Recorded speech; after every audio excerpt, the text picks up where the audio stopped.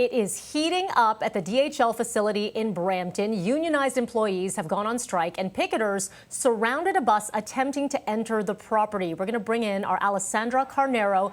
She's there right now. Police are on the scene. Can you break down what's going on behind you?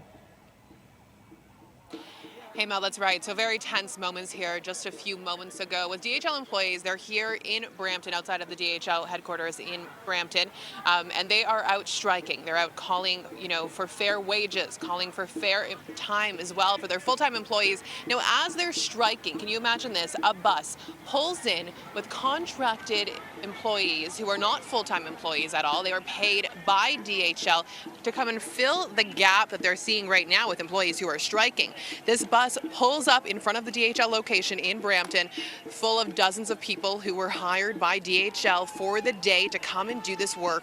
As they're on this bus, employees of DHL very visibly upset about this and making sure that the bus stopped before that even entered into the building, blocking access for these contractors to get inside, to do their jobs. It was very tense moments, and so what we saw here is just a continuation of people waiting on the bus for, quite some time in the morning, and then finally police also arriving. We saw people on the bus slowly being escorted off the bus to the side of the building. So on one side, you had people who were striking, full-time employees who have worked for this company for decades, and on the other side, you had contracted employees who are not full-time employees who were waiting to come in for a one-day's work to fill a gap for this corporation.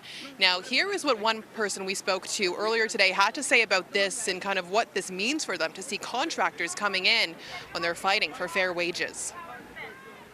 We're looking for job security. DHL has it's been ongoing where they're trying to bring, even now, right now, they're trying to bring in scab labor, temporary workers. We're trying to get rid of the agents. We need job security. We need better wages for the workers and better job security for the hourlies. Well, DHL needs to be back at the table. Right now, the message they've given us is that they have nothing to discuss.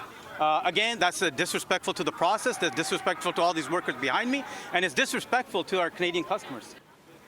And so full-time employees are striking right now. They're continuing to strike. And as they do this, we are starting to see some of these contractors slowly walk into the building. So they have been able to let a couple people go through, but it is quite tense moments as these full-time workers versus these contractors really at odds right now. And you can see the emotion on both of their faces. I mean, when it comes to the full-time employees, they're disappointed that there's these contractors coming in. And for the contractors, they're also here to do a day's work, but very tense moments here and conversations right now between Unifor and the company DHL right now at a standstill. So it's a wait and see situation to see how this progresses and what outcomes will come from this as the days continue. Mel. All right, that is our Alessandra Carnero in Brampton. Appreciate this update. Thank you.